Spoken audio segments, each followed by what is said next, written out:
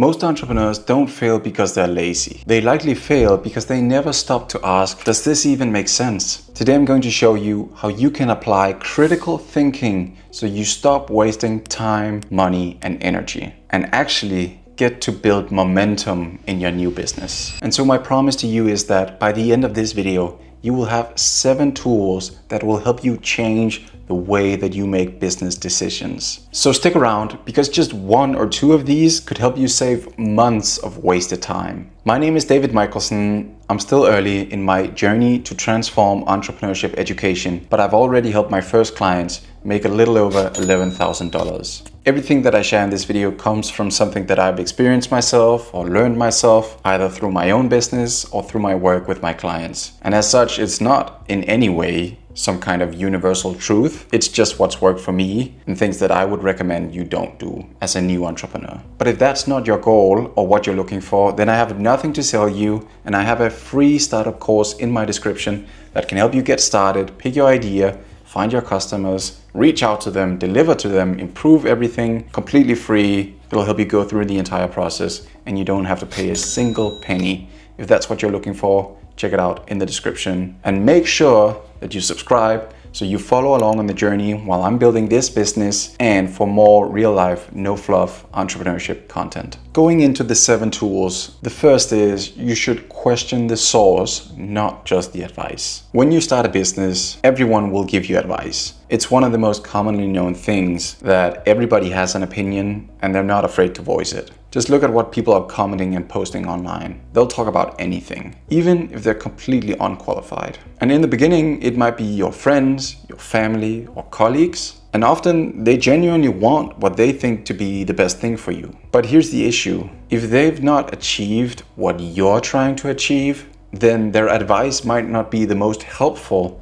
for where you're trying to go, or be the best path in the way that you want to go there. And that's why I learned to ask, has this person actually done what I want to do? And have they done it successfully? Not just have they tried to do it, and have they achieved it on the same scale or to the same level that I want to? If the answer is no, that doesn't mean that their advice is worthless. I truly believe that you can learn something from everyone. But it's definitely not gospel, and maybe it's not relevant for that specific step that you're considering making right now. The second tool is consider incentives. And really, this can be translated to follow the money. This is one I learned early on, probably through non-business related stuff. Here's the truth. A lot of advice or recommendations come with an agenda. Even if it comes from an influencer that you like or an entrepreneur that you respect, they might just be recommending products or services because they're their own or because they earn an affiliate commission. So what I've learned and what I recommend is that you stop and ask the question, who benefits if I follow this advice? Do they benefit or do I benefit?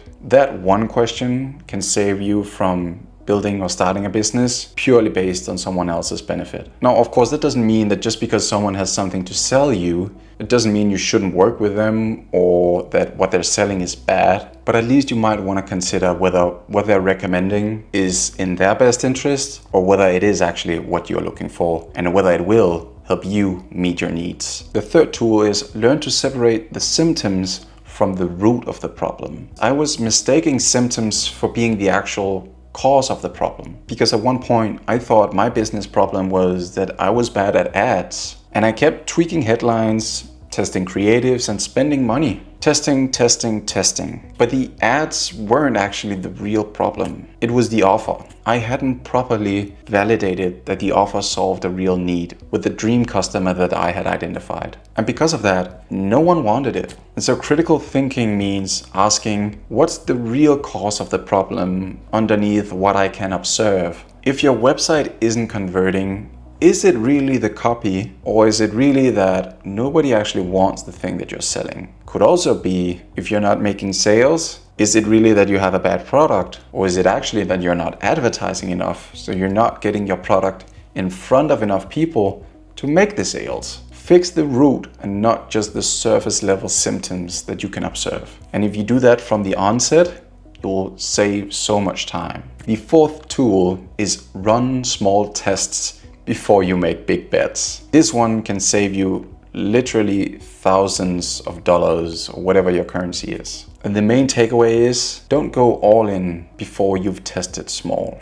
If I'd applied this lesson, I wouldn't have run the ads I ran back then in the same way, and I probably wouldn't have spent all that money doing it. It also probably wouldn't have taken me all that time. But another way that I've learned this lesson is through the 2 years of doing free work, helping people start businesses. You see, doing all this free work and starting small has not only given me proof, but it's giving me practice and a ton of confidence and belief, because I now know that it works, because I got to test it on a small set of people that I can now expand and go a lot more broad with. Instead of spending a ton of resources going into one area thinking that it might work based on maybe non-existent data, that you actually test it with a small subset of data and resources and validate that it's a good idea. Maybe you're testing a set of markets, maybe you're testing locations, but just the fact that you get that confirmation means that the odds of when you actually go all in or fully dive into it will be so much higher. The fifth tool I learned is using inversion. It's so great. I try to use it often, because sometimes when you get stuck in an issue, it's not about asking how can I solve that, it's more about asking how can I not get the worst case scenario, because avoiding the worst case scenario by default means that you're working in the right direction. To give you an example, if I'm trying to get clients, failure would mean never talking to anyone, not following up with anyone, and just ignoring feedback. If I did that, I would be guaranteed to fail. What I do instead is I flip it and I say, okay, I need to talk to people, I need to follow up, and I need to listen to feedback. And then I probably need to repeat that over and over and over. And if I do that, I will probably have quite good chances that this will work out with enough iterations. And so sometimes thinking in reverse can actually give you a lot clearer answers for where to go or what to do than trying to work out, will it work out or not if I go this way? Then it's just going to be an easier way for us to get the same outcome. Then we get to leverage that to get the same outcome, but spending less time or energy. The sixth tool that I learned is time versus importance. A lot of entrepreneurs trip over this one, and it's confusing busyness with being productive. I remember spending hours and maybe even days trying to perfect a logo, work on my website, design a setup for how my Instagram page should look. And guess what? Just working on those things by themselves didn't bring me a single customer, not one. But meanwhile, I could have been advertising and been talking to 5 people at the same time. And so in this scenario, critical thinking means asking yourself, is this moving me closer to revenue or more revenue, or is it just making me feel productive? And if you just want to feel productive, that's okay, but you also want to be aware though that then you might not get the results that you want. In general, if you want to look at what to do first, if it doesn't create momentum, which is likely through advertising or sales, it's probably not urgent, at least if you're starting completely from scratch. Lastly, the seventh tool that I use to think critically as a new entrepreneur is to demand evidence before belief. The point is simply that you want to believe in evidence, not just in claims. So when someone tells you this is the fastest way to succeed, unlike before where we were considering, okay, are you saying this because you're trying to sell me something? Here we want to consider, okay, but is it also the fastest way for me to succeed? Also, is there evidence to back up this claim? That's exactly the reason that I tell you that I've helped my first clients make a little over $11,000. So you know what kind of evidence I have for making this type of video,